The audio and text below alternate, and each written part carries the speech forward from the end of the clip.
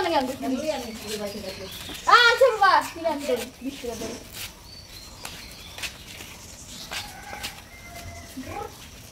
সেটা আমাকে পাতা হিরা একটা দিন না ধর না কিছু হবে না ধর ওকে আমাকে দে শালা এই হীরা এই আমি ধরছি আর গলায় মিলছি কি করছি দেখো করব দে আমাকে দে আমাকে দে কিছু হবে না কিছু হবে না জানা রে সুন্দর করে রাখো বাবরে তো 1 কিলোমিটার দূরে আছে দাদা ফেলা গাচ্ছি রে পানি আছে কি না রে ভাতটা দেখি রে ও চোকর কিনে আনতে লাগবে চোকর জল 5 দিনে থাকবে এই গলায় আর ইসে আছে দেখো আরে ঘুমু কিটা আনতে বলছিলাম রে ঘুমু তোমার লাল কিটা ঘুমু কিটা দিয়ে আসতে হবে লাগবে না এই যে মা বলছে সাদা আনতে সাদা আনছে। এই যে আমাদের কুরবানির খাসি চলে এসেছে, আজকেই নিয়ে আসলো। আজকে মঙ্গলবার হাট ছিল, আজকেই নিয়ে আসলো। তো খাসিটা শুধু চিল্লাচ্ছে, খালি কিসের জন্য যে চিল্লাচ্ছে আমি বুঝতে পারছি না। খুব মায়া লাগছে। খাসিটা আসা হয়ে গেল 2-3 ঘন্টাতেই মায়া হয়ে গেছে। আর খাসির জন্য আমি কত কি জোগাড় করেছি দেখেন। এই যে এখানে জল, আর এর মধ্যে আবার অনেকগুলো ভুসি দিয়ে দিয়েছে। এটা কি বলে, এটার নাম জানি না। এই যেগুলো এই ভুসিগুলো দিয়েছে, এটা ভুসি নাকি এটার নাম কি জানি, বলতে পারবো না এটার নাম কি। এটার যে কি নাম, ওই ভুট্টা আর কি আছে এর মধ্যে কি জানি। এটা খুব খাচ্ছিল কিন্তু ছাগলটা। আমি আরেকবার ট্রাই করছি, দেখি খাই নাকি তোমাদের সামনে। এই তো খাচ্ছে। আমি আবার পাশের বাড়িতে জিজ্ঞেস করলাম যে ছাগল কি কি খায়, খাসি কি কি খায়। বললো চাল খায়, তারপরে ঘাস, তারপরে হচ্ছে কাঁঠাল পাতা, পেয়ারা পাতা, তারপরে হচ্ছে মার পানি, তারপরে হচ্ছে এরকম সবজির কোনো ছোকা মোকা, এগুলো খাওয়াইলেও হবে। তো আমি ওদের কাছ থেকে সব জেনে টেনে আসলাম। আমি আজকে প্রথম এইভাবে খাসিকে সেবা যত্ন করছি, মানে খাওয়াচ্ছি, খুবই ভালো লাগছে। আমার মনে হচ্ছে এরপরে আমি একটা ছাগল পুষবো। এই তো খাচ্ছে, খুব ভালো লাগছে। দেখো খুব আনন্দ লাগছে, মনে হচ্ছে যে আমি কি একটা পেয়ে গেছি। খুবই আনন্দ লাগছে। আমি ভাবছি একে ধুয়ে পরিষ্কার করব, একটু নোংরাও লেগে আছে।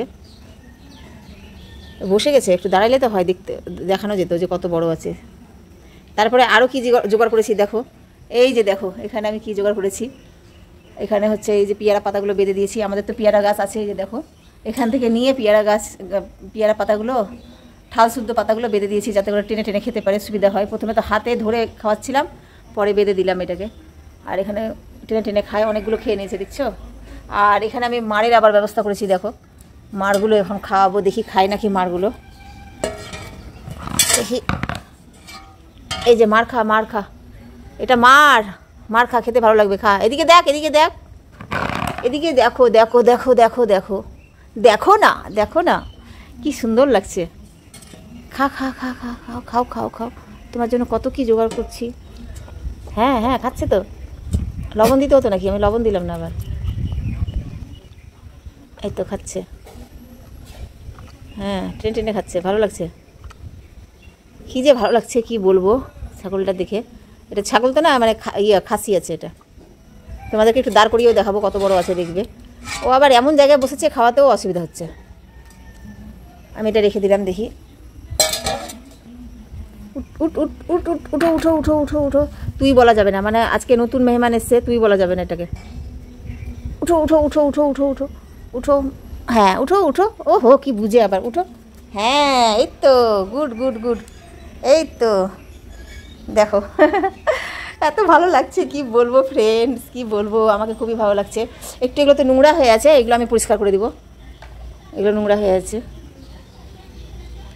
অনেকক্ষণ ধরে ভেবাচ্ছিল। আমি আবার এখন হাত দিয়ে নেড়ে দিচ্ছি, তো ও বোধহয় ভালো পাচ্ছে, এই জন্য আর ভেবাচ্ছে না। আসলে দল ছেড়ে এসছে তো, এই জন্য বোধহয় ভেবাচ্ছে। আমি ওর কথা বুঝতেও পারছি না, আমার দিকে দেখছে আর ভেবাচ্ছে। আমি বুঝতেও পারি না ওর কথা কি বলতে চাইছে। এমনি আইডিয়া করলাম যে দল ছেড়ে এসছে হয়তো, এই জন্য ভেবাচ্ছে। ছাগলটা খুবই মায়াবী। কয়েক ঘন্টা আসা হলো, 4-5 ঘন্টা, তাতেই মায়া হয়ে গেছে ছাগলটার উপরে। একটু যদি ছাগলটা ভ্যা করছে তো আমি দৌড়ে আসছি আর দেখছি। আমি বোধহয় কোনো প্রাণী পুষতে পারবো না, কারণ হচ্ছে প্রাণীগুলোর উপর আমার মায়া হয়ে যাচ্ছে। আর মনে হচ্ছে কিছু একটা অসুবিধা হচ্ছে, তো আমি দৌড়ে চলে আসছি একদম ঘাবড়ে যেরকম বাচ্চার উপরে মায়া হয়ে যায় ওই রকম ঠিক মায়া হয়ে যাচ্ছে। এই জন্য ভাবছি আমি আর প্রাণী পুষবো না। ভাবছিলাম একটা ছাগল পুষবো, কিন্তু আমার দ্বারা হবে না। একদম প্রাণটা মনে হচ্ছে প্রাণীর ওপর লেগেই থাকছে।